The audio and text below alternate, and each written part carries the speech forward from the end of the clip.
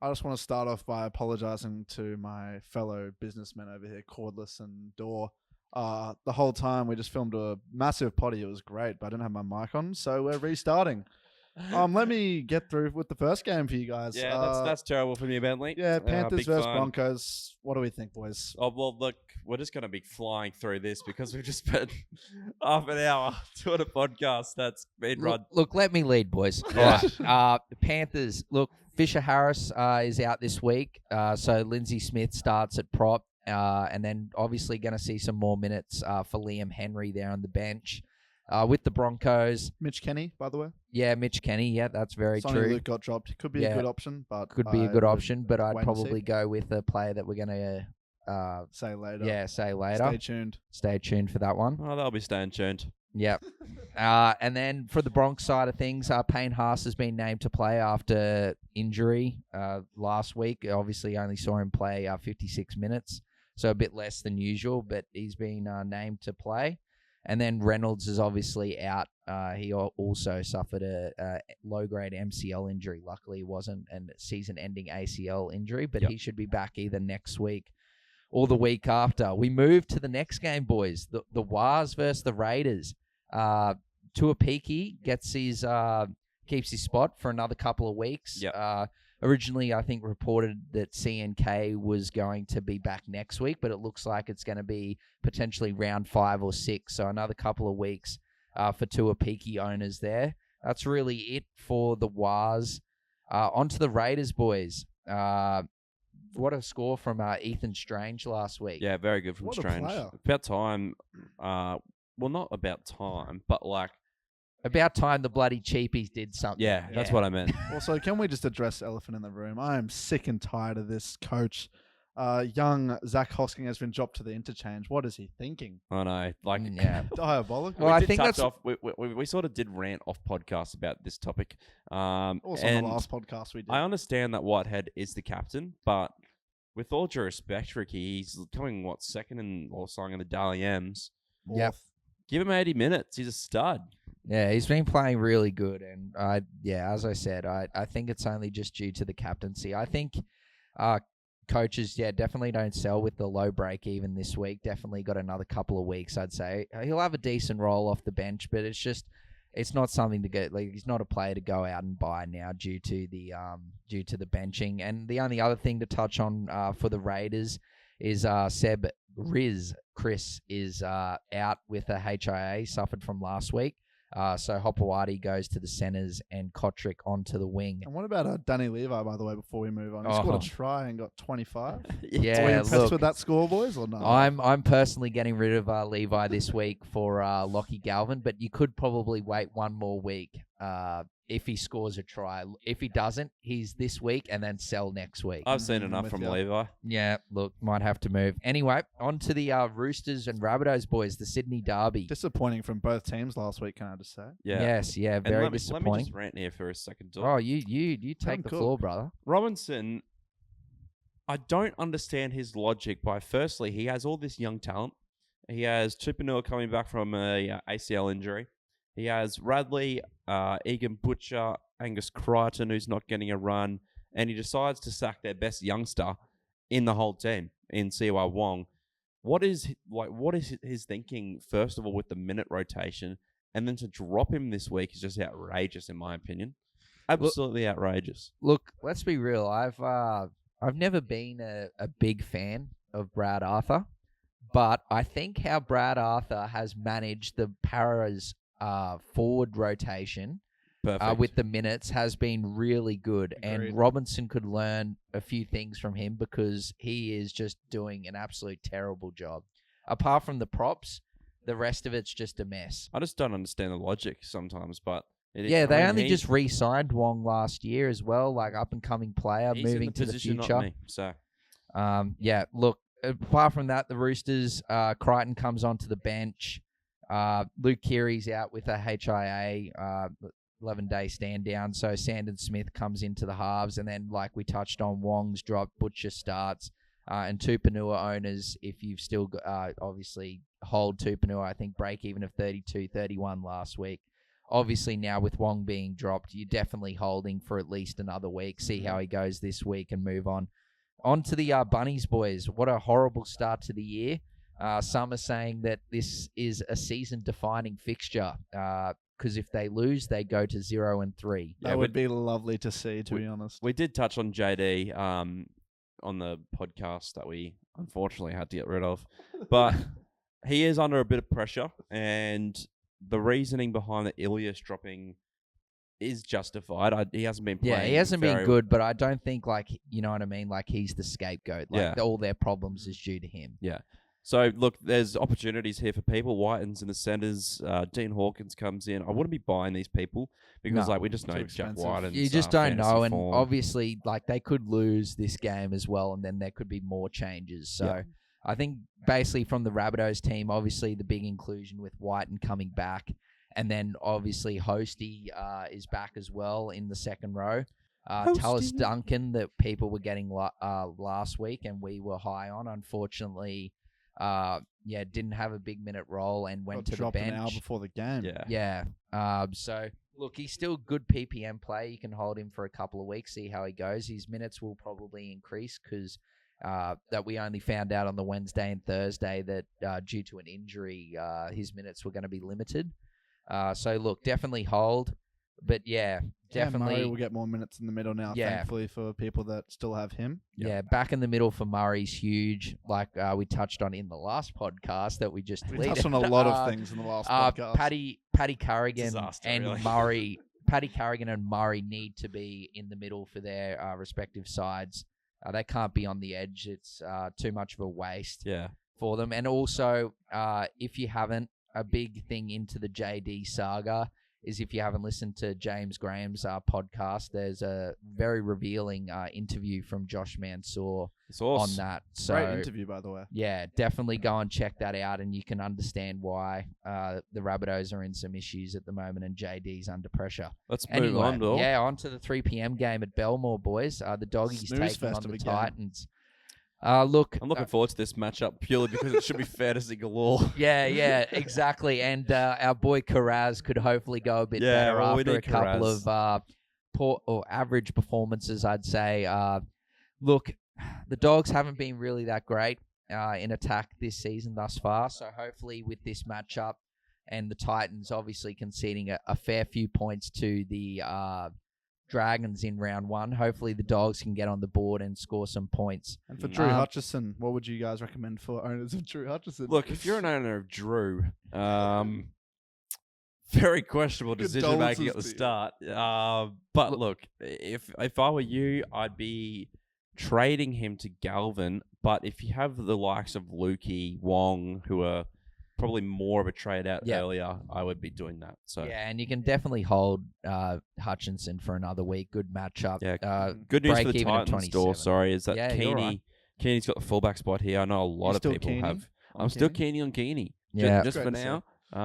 Campbell, he'll be back in next week. He'll be back the week after. But when Campbell comes back, we're going to have to get on because I think he's going to be a real stud muffin. Yeah, stud muffin. I think with the Titans, the rest of the side is basically as it was the week before. Palacia, I really hope you didn't get him. I know one of the boys in the podcast, Tom Flatley, was very high on him. I told him numerous times that he is not going to be good. He's not a good fantasy player. So I hope Flats. I don't think Flats got him. So good on you, Flats. But yeah, if you've got Palacia, look, I'd give him one more week, but definitely get rid of after that. Yeah. Anyway, on to the late Saturday afternoon game at Netstrata Jubilee. The Dragons taking on the Cows, and a few changes for the Dragons after that huge 38-0 win for your Finns on the weekend, Cord. Unfortunately, I forgot your fin. I got you a fin, but I accidentally left it at home. I'm sure there'll be more opportunities for a fin. Yeah. I'll bring it to you next week, mate. Anyway, on to the Dragons team. With the suspension to Francis Molo, Jack DeBellin moves into the front row. Eisenhuth starts at lock. Luciano Alua against his old side, starting at second row. Look, I might actually post the video I've got of some bloke at the Bloke in a Bar thing that I went to on Sunday at the Dolphins game. chanting some lovely Luciano Leilua hate. He was a Cowboys fan as well. But I might post that. It was thrilling, Was it as very good as the funny. A Thurston bit hate? of a blowout as well at the end. Just like lost his voice from shouting. But I thirsted. yeah, where's your origin jersey? Billy Army Fafita boys. Oh, what a beast! Yeah, he's back. Stud. Great to see him back. And then obviously Lightning Little is, I think he hasn't, HIA? yeah, with his HIA last week. I think he passed it just like Kiri, but I think there must have been some symptoms after the game or in the days after that. Obviously, why he's got not playing this week. He could be dropped, but I haven't heard. It just says he's sidelined, so that's what I'm going to say. He's out with the Cows boys. Obviously, fantasy. Very high-owned fantasy player in Helium Lukey, unfortunately suffered the dreaded syndesmosis injury on the weekend. Poor bloke he can't escape it. Yeah, he can't cop a break, unfortunately, Lukey. Gives a great opportunity for Fino Fukiaki. Yes, He's what, Fino 260k? Is that right? 290? 290k? Yeah, I think he's 293. Sorry, a break even of 8. What's the play there? Do we like? Is it a trade in straight away or is it a wait and see? It's really hard because you could like the break even of 8. It's pretty low. He got 50 odd minutes last week. He's probably going to get a bit more this week, I'd say, and potentially the 60 margin. Look, you could wait a week. It really depends on what your side's like and whether you want to go bring in some cheapies to free up more money. So like you could get rid of Lukey for Fino Fukiaki, free up 200k or just under 200k, 199k, and then go and upgrade someone else, for example. Or you could go to someone like a Josh Curran, or you could go to a Joey Lussick as well, if you have good forward depth. So they're really the options there with you with Fino Fukiaki. If you want to go this week, I'm not going to say no. He's probably going to be in our buy, hold, sell. Yeah. But you could wait a week if you wanted to. Gajeski comes in onto the bench, and that's really the only change there for the Cows. Onto the late Saturday night game at the fourth wonder of the world, Leichhardt Oval. The Tigers taking on the Sharkies there. Unfortunately, as we just touched on with Lukey, Stafford Toa has also suffered the dreaded syndesmosis injury. It's a common injury. And he's out for 6 to 8 weeks as well. So Justin Olam comes back onto the bench. But boys, quickly, Lockie Galvin. Wow, what a debut. He's been special, though, in his one fixture that he had last week. It's very hard to get attacking stats in the Tigers, let alone get 43 points with no attacking stats. So, look, I'd be playing him over Flanagan this week if I was you, super coaches, because he was a stud, absolutely stud. Yeah, 43 points, break even of -1, and like I said also in the last body, I thought that Galvin was exceptional. Like, you would have thought that he had been playing first grade for at least Big a time. few years. He was actually like the halfback, even though he was the 5'8", organising the side around. Really good. I think that after that performance, he just had to go out there and have a good performance, and he did that. So he's probably going to be there for at least a few weeks. I think moving forward, personally, I think he's going to be there for a long time, especially with the Tigers trying to develop young players and move forward. Yeah. It's a shame for me because I wait and see last week. Yeah, Because I had I all did these the same, cheapies yeah. who have just been shit at the start of the year, and he has one game and gets 43. So I'm bringing him this week, but I am pinching myself. Apart from the obviously return of Jackie Chan, obviously having a good game, Ethan Strange, like apart from that, it's been pretty average from the cheapies. Yeah. Fanua Pole comes in at lock, which sees Seyfarth move back to the bench. So hopefully you didn't get Seyfarth. One to watch, boys. I didn't mention it in the deleted podcast, but Samuela Fainu from the Tigers had an absolutely rip snorter of a game on the weekend. I think he played extended minutes due to the injury there, and obviously I think they moved Bateman. Bateman moved to the centers there when Toa got injured. So Fainu was on the edge, and he got 54 points. He was priced very low. He's only 379k. I need to see it one more week before I'd potentially recommend going and getting him. Yeah. Because I just think his minutes were inflated last week. So one to watch there, but I wouldn't be getting. You could get him in, but I wouldn't be recommending. Nah, I I want to wouldn't see do it. one more week. Onto the Sharkies, boys. Not much there for the No, Sharkies. not much. Teague Wilton? Only, Teague Wilton. Yeah.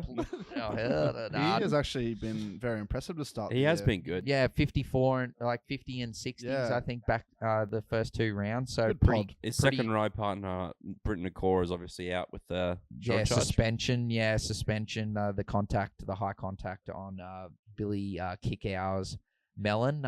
Jack Williams, the PPM beast. Don't fall Avoid. for that. He is an avoid. And Billy Burns. Williams starts and Billy Burns comes onto the bench for his Sharkies debut. Really liking the look of, sorry, do you going on with the Sharks still?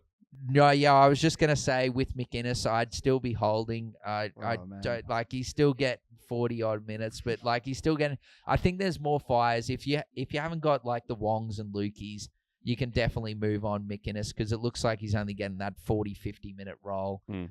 So definitely one to move on, but it's not urgent. One I'm very looking at, Dor, is Joey Lussick from the Eels, who's in the next game. He's at 514k, break even of 13. We said it on the Instagram. He's a looking buy. like a buy now. That Hands hasn't been selected on the bench, so 80-minute role for Lussick, along with Mitch Kenny, who we talked about at the start of the pod. So I'm looking he at was him the this man. week. Mhm. He was the man we were referring to when we were touching on Kenny as the Yeah. player that I'd go over Kenny. I think something big, Cord, to touch on with Joey Lussick is actually the fact that while Hands has been named, he still had really good minutes with Hands. Like played 77 minutes last week. And I believe he had 64 minutes. I'll just double check now. 63 minutes in round one. Yeah. So he's been getting great minutes even with Hands in the side. Definitely, as I said earlier, if you've got Lukey in your side or Wong and you've got like decent forward coverage, you could go to Joey Lussick. Obviously looks like a standout in the hooker position at 514k. So That's the trade I've made this week. Getting Yeah. Lussick in. So apart from that, for Parramatta, Blaze Talangi, hope I pronounced that right, is making his debut. Simonson obviously is not recovered in time from his HIA he suffered. But another thing to note is Kelma Tuolangi, who also picked up a niggle in that injury, I think with the shoulder injury for a big shot on, I can't remember who it was from Penrith, but he put a big shot on someone and cooked his shoulder. Unfortunately, ended up second best, but he's been named on the bench. So still, apart from that, Eels are basically 1 to 17, basically same old. The Sea Eagles boys. I think we'll touch on this a bit later about Tolutau Kola, a special performance and a real speedster in the NRL. Well, we can touch on it now because, like I said on the previous podcast, he was just lightning on the weekend, and I posed a question to the fellas, like the 100-meter sprint, because I feel like it has to be done with the weary of injuries being the main concern of why it might not be done. But if there was a 100-meter sprint... Just do it at the end of the season, Cord. Do it at Like the end at of the the grand season. final. Like Just if do a the good- teams that are in the grand final, obviously, Yeah. the players aren't playing or you can Do participate. a good stretching program. for You'll charity. be fine. Do it for charity. Who would win the 100 meters? You got Saab, Kula, Savage, Coates, Dom Young, Dom Young. There's so many good Walsh, sprinters. Mariner. Walsh, Mariner. I think Yeah. I'm putting my money on Hammer. Savage. I'm putting my money on Kula. He was just lightning on the weekend going down that left touchline. I'm Savage is a going on. national champion sprinter. Isn't I'm- Kula something like the same? As like, Yeah, They cool all as are, a good. apparently. I'm just going Saab. I heard- He's tall. I heard He's Greg got that Eastwood's a extra smoky. stride. Oh, Greg Eastwood is a Greg smoky. Eastwood, Greg Eastwood. Oh, what a player. Anyway, sorry, Doc. move on. We'll go back to Manly. Apart from, who was it? Raymond Tuimalo Fainga has come on to the bench for Tommy Anthony Saifua. Talau. That actually has been named in the reserves, so that's one to note, but I think he's out due to injury. Yeah. But as Cord said in the last potty, that Ben Turbo obviously was moved around on the weekend, so don't worry too much about that.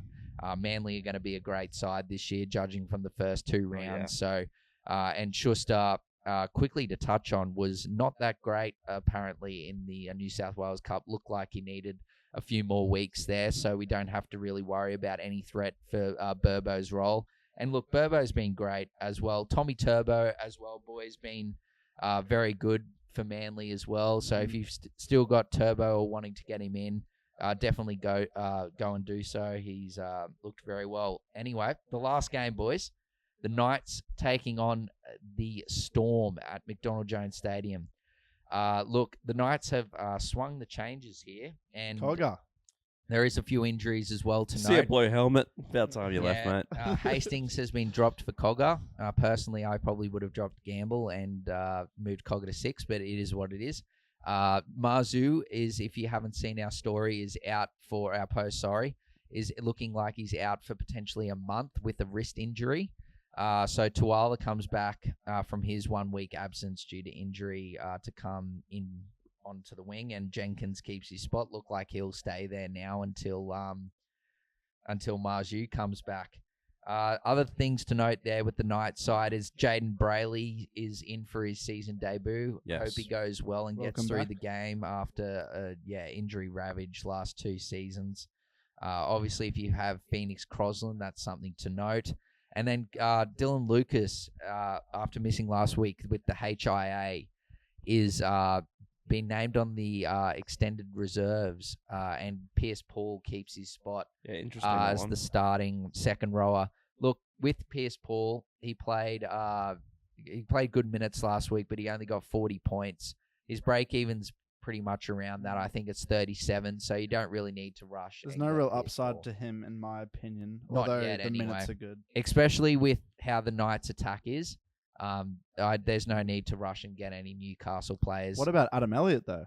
Adam Elliott, yeah, he was great, but I don't 87? think he's going to score 2 meaties No. every week. I don't know. You never know. You never know, but he was good. He was definitely the You do never Knights' know. best player.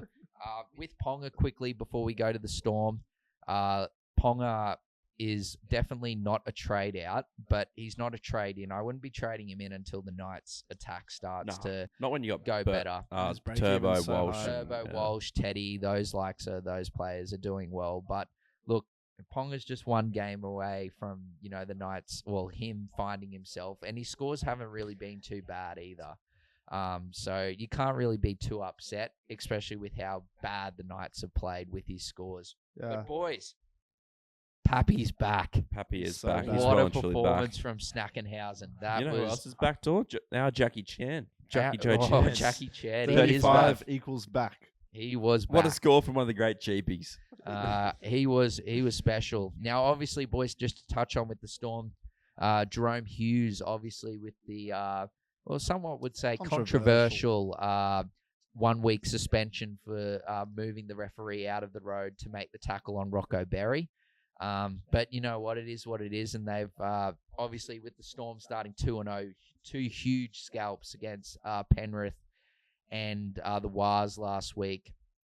I don't think it's the end of the world that if they were to lose this one. So Wishart obviously replaces him. Look, we've got no update on Munster.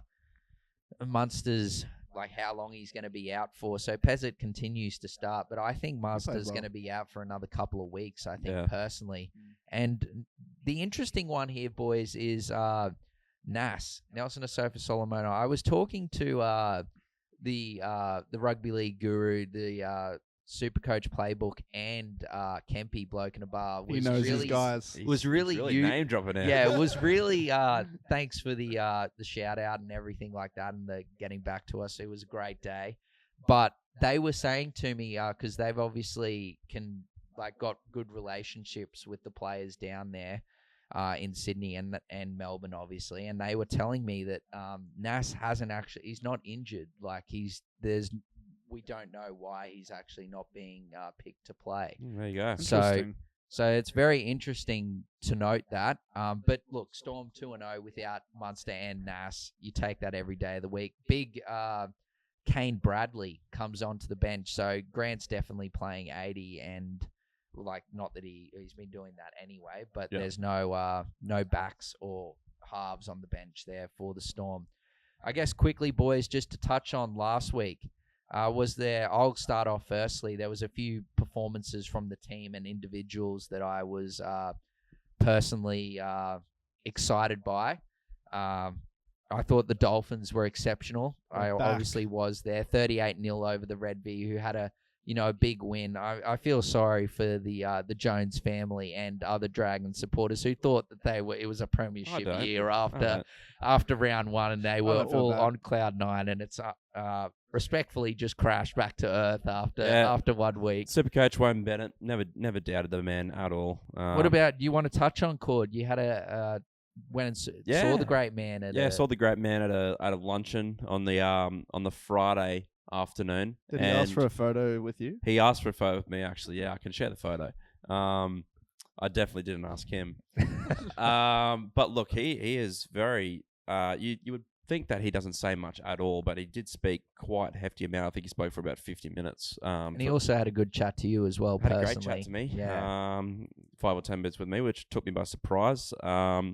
But and he smiled as well. He also smiled. I couldn't believe it. Wow. But you could just tell the way that he was speaking and the way that he almost felt embarrassed for not only himself, but I think he sort of feels like he has a responsibility for the whole club, etc. So when the team puts a performance like that out the week before, it's sort of on him as the coach. And you see also the bounce back factor, 38-0. They know they let the players let Wayne down last week, and they were going to bounce back this week. Yeah, he kept saying it wasn't good enough, and there was going to be a bounce back happen. So for those it was a bounce back. It was a big bounce back, and that was probably my highlight as well. The bounce back there. Otherwise, it was the Xavier Coates put down, probably one of the greatest finishes of all time. And there's not many more that could top what he did because he was out. He was out. His body was out. The timing of the try as well to win the game, it's actually unreal. That was ridiculous. I completely lost it. I was at work watching the game, and I started, I was couldn't believe it. I had to stand up, and I was like, no way. It's also not a fluke. No. People say this was a fluke. Oh my god, this how's he done this? These guys train this sort of stuff. They have bags, cushions out there so they can practice these put downs. So yeah, they basically have the cushions to land it, the padding cushion to land it, and then they basically get one of the training staff to use tackling pads, and while they jump in the air to push them in through the contact. Yeah. Just quickly, before we'll get back to quickly just the review, but before that, that's probably in my opinion the best finish of all time. Not the best try, the best finish. Second, I'd probably have the Brett Morris try against the Sharks, one of the great put-downs that one. That probably started that sort of movement, I guess, with completely being out and still being able to put the ball down in the field of play. And then lastly, that sensational try to Dom Young last year against the Dragons in the corner where he basically was upside down when he put the ball down. They're definitely my top three finishes. I don't know about you boys, but they're my top three finishes, arguably of all time. Lastly, just to touch on with the review, look, Tyrrell May, boys, he obviously started on the weekend, real low break even of 14 this week, got 60 points. His role, as I pleaded, I begged last week, but we obviously went with the move to save trades, which was fine. But we're probably definitely going to have to get him this week. 60 points, great PPM player. I know we had a few questions as well. People worried about him being on the bench, but if you look, the first week he played off the bench and he cooked. So that was a question, Bence, as well, that the boys were you guys were asking, when we were considering potentially bringing him in, was what his minutes were going to be like. But I went back and looked at all the games, in the back end of last year when the Roosters made their run and they were successful. Yep. And Tyrrell May was playing 50 to 60 minutes every week. And for me, that's with his PPM, that's all he needs to be a fantasy gun. Payne Haas Jr. Looks like 50 to 60 points. And that apart from that cord, there wasn't really any other teams that really, Panthers obviously bounced back against Parramatta. And the Storm have just obviously been exceptional, but really there hasn't been much to really else to talk about. Obviously Hosking's been incredible, but Ricky's done everyone dirty, and he's obviously been benched for Whitehead this week. So I guess anything else, boys, you want to touch on before we wrap it up? No, we'll do buy, hold, sell podcast. Yeah, we'll that'll probably be do out that Thursday. shortly, and it should be out Thursday for you guys. And then lastly, we appreciate all the support. I think nearly at 13.5K followers on Instagram. So we're moving. Really do appreciate it. Subscribe to the YouTube. And yeah, make sure you follow, subscribe to the YouTube. If you don't like watching the podcast, feel free to listen to it on Spotify and Apple Podcasts. You want a hat, follow the link on the page. A stunning hat, honestly. Look as good as us while wearing a very lovely hat designed by yours truly, Cooper Bentley. And yeah, we will see you all next week for round 4's TLT. See you there. Thank you, everyone.